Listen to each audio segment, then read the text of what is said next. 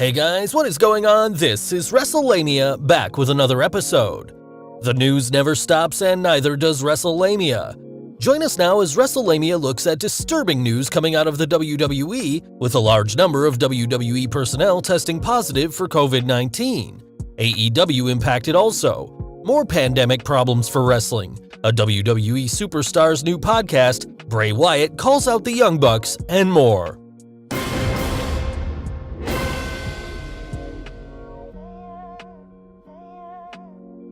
COVID-19 outbreak in WWE? Terrible news coming from the WWE, as it appears the company is suffering from an outbreak of COVID-19. Pro Wrestling Sheet's Ryan Satin is reporting, Pro Wrestling Sheet has learned multiple people in WWE who have been at the Performance Center tested positive for COVID-19 this week, including in-ring talent. While it's unclear when they were tested exactly or how many of them were for wrestlers, sources tell us that at least 3 people who had been at the WWE Performance Center in Orlando received positive test results this week. Our sources say more testing will now be done by WWE's medical team before this week's TV production to make sure the virus has not spread amongst talent or behind-the-scenes workers. Pro Wrestling Insider's Mike Johnson confirmed the WWE has a number of positive test results and, on Monday, WWE began emailing talents and staff advising them that there had been a new COVID-19 positive test result, advising them to again get tested for COVID-19. We are told that not all talents were contacted at the same time. We have since heard that there have been multiple positives coming out of the new round of tests. One source believed the positives to be in the 24 range, but PWInsider.com has not yet been able to vet that as accurate beyond confirming that there are multiple positives. The positives are said to be across the board: talents, production, and staff. What this means for Friday's scheduled SmackDown taping remains to be seen. The promotion informed talents that anyone working the taping take a nose swab before the tapings. Talents have been asked to isolate following their latest COVID-19 tests prior to tomorrow's taping and have also been requested to let the company know if they are planning to travel outside of their local areas beyond for WWE work. We are told Friday's SmackDown episode would likely need to be rewritten in the wake of the positives. The WWE has come under fire from some fans and pundits for what was seen as a lax approach to testing. Ryan Satin compared past pandemic precautions to the new ones. WWE released a statement on Wednesday saying, WWE will continue COVID-19 testing of its talent, production crew, and employees in advance of TV productions for the foreseeable future. Prior to last week, the company had been doing temperature checks and other measures to make sure people entering the Performance Center were in good health.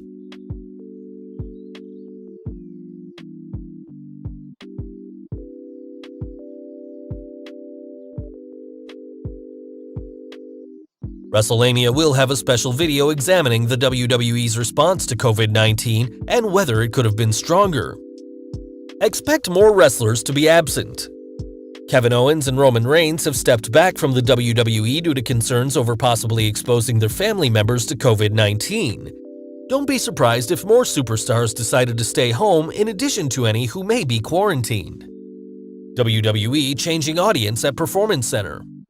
As noted in previous videos, the WWE had begun bringing in wrestlers, friends, and family members to serve as the audience rather than NXT and Performance Center wrestlers. However, with the recent rash of positive test results, the WWE has stopped this policy, with PW Insider's Mike Johnson noting, PWInsider.com is told that if Friday's taping moves forward, there will not be friends and family invited. While it's good that the WWE has stopped this, it may have already opened Pandora's box.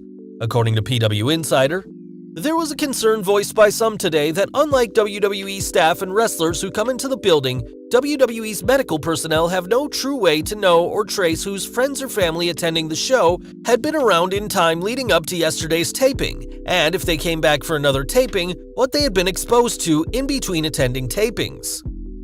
It goes without saying that the WWE needs to move swiftly to protect anyone who attended the tapings. Jon Moxley and other AEW superstars impacted. The WWE outbreak appears to have affected All Elite Wrestling too, with Jon Moxley and others pulled from the 24th June Dynamite. AEW President Tony Khan tweeted, "Recently, Jon Moxley had contact with someone who had contact with someone who has COVID-19. Mox did the right thing and warned us. Doc asked him to stay home and get tested to protect us here at our test site. Cage will be in action tonight on AEW Dynamite ahead of their title fight. This isn't the only precaution AEW is taking. Wrestler QT Marshall, one half of the Natural Nightmares, was also pulled from the 24th June Dynamite, with Tony Khan tweeting, "Since last week's show, in his everyday life, QT had brief contact with a non-wrestling acquaintance who since tested positive for COVID-19. Rather than risk bringing QT to our test site, our doc asked him to stay home and take a COVID test back in Georgia to protect the rest of us here." If you follow AEW, you'll likely know some of Marshall's wrestling students attend AEW tapings to serve as audience members. Marshall's exposure led to more precautions from AEW, with Khan tweeting that none of Marshall's students would be on site.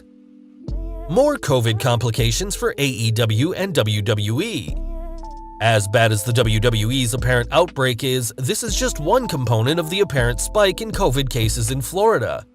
The Wrestling Observer's Dave Meltzer discussed how it could become extremely difficult for wrestlers and personnel to make it to Florida for TV tapings. The biggest story is that New York Governor Andrew Cuomo, New Jersey Governor Phil Murphy, and Connecticut Governor Ned Lamont have placed travel restrictions on people flying into those three states from states that have high current COVID-19 outbreaks.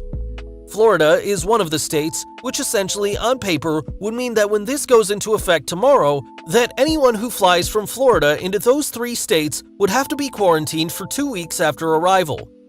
This greatly affects both WWE and AEW, which tape in Florida. AEW has a number of talents that live in the Northeast. WWE has its entire executive branch living in those three states. This is a critical time for the wrestling industry, and the major players may have to scale back, if not outright put a stop to production, until the current crisis abates. Sonya Deville thinks she can surpass Charlotte Flair. Charlotte Flair is arguably the WWE's most successful female superstar in the current era, although Asuka and Becky Lynch can't be ruled out. But one younger star is looking to surpass the Queen.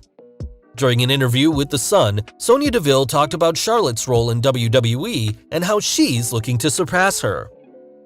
Maybe, but does she deliver every single time? For sure. I'm the same way, where anything you throw at me, I'm going to deliver, and I think a lot of the women in the locker room are going to show up every single day if given the opportunities. They're going to work their butt off. I am certainly, so you could throw anything at me. If I'm given the same opportunities as Charlotte Flair, I will be as big, if not bigger than Charlotte. However, if Deville is serious about her effort to secure the role of Batwoman on the CW TV series, wrestling could take a backseat to Hollywood, as there's no way she could act in a weekly TV series and wrestle. How to pitch ideas to Mr. McMahon. Wondering how things have changed in creative now that Bruce Pritchard is running Raw and SmackDown's creative department, answering to Vince McMahon, of course? According to Ringside News, the WWE has a new process. WWE's backstage structure for pitching creative has changed considerably. Ed Koski runs the pitch now. Bruce Pritchard is there, but he is described as the Cheshire Cat sitting there to tell jokes to Vince. Ryan Ward is there to laugh at Bruce Pritchard's jokes and present a plan B in case an idea bombs with Vince. Sources say that writers are randomly filtered into these pitch meetings as well. It was described to us that they rotate writers. This is a decision made by Vince McMahon, as he calls different writers into the room if he wants a different opinion or if he wants to make it seem like the writers' voices are heard. Ringside News is also reporting that there is a perception that the longer someone meets with Vinnie Mac, the more likely it is he'll get sick of you. New WWE Podcast. While the WWE already has 2 podcasts, Corey Graves' After the Bell and The New Day's Feel the Power, the promotion seems to think that there's room for at least one more. Alexa Bliss recently spoke with Fox Sports and announced, "I have a podcast coming out soon, Uncool with Alexa Bliss. It'll be coming out, I think later in July. I interview a lot of WWE superstars, celebrities, and musicians. We talk about what they were like before they were famous, like how uncool they were. Because of everything going on, I've been just stockpiling my interviews, then I'll release them a little later." Bliss says that she feels the timing for releasing it later is better. It's so hard right now. Corey's got After the Bell, The New Day have their podcast, and there's just a bunch of things currently going on. So I think it's better that it's later. There's time for editing and making sure everything fits. It took a while to get the concept down, but once we did, it was a lot of fun. Do you listen to any of WWE's podcasts? Will you give Bliss's podcast a try? Let us know in the comments below. Bray Wyatt calls out the Young Bucks. Last but not least, the Young Bucks released a new t-shirt, but WWE superstar Bray Wyatt appears to have taken exception with it. The Bucks tweeted a picture of their new Christian AF t-shirt along with the following message. "We're not just Christian, we're Christian AF. Now available at ProWrestlingTees.com/YoungBucks." However, Wyatt took exception, tweeting, "Hey, praying hands is my gimmick." Obviously, Wyatt is just having fun with the Bucks of Youth, and it's good to see some friendly social media exchanges. Well guys, there you have it, the wildest news stories and rumors in wrestling. What did you think of these stories and rumors? Be sure to leave your comments, and don't forget to subscribe to our channel, follow us on Instagram and Twitter, and I'll see you next time for some more wrestling content.